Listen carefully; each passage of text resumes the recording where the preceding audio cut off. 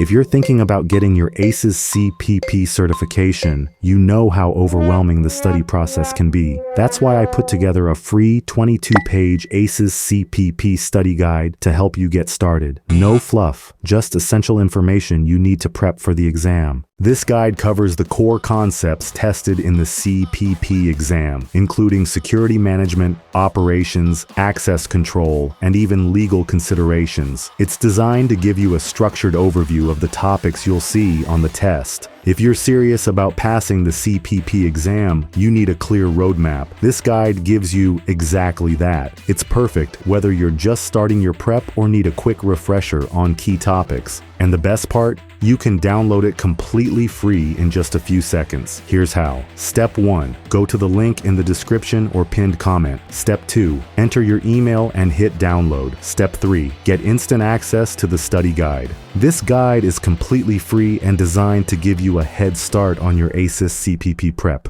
If you find it helpful, drop a comment below and let me know. Also, if you want to discuss CPP exam strategies and security industry insights, join us in our GuardGuides on Reddit. Now, go grab your copy and start preparing today.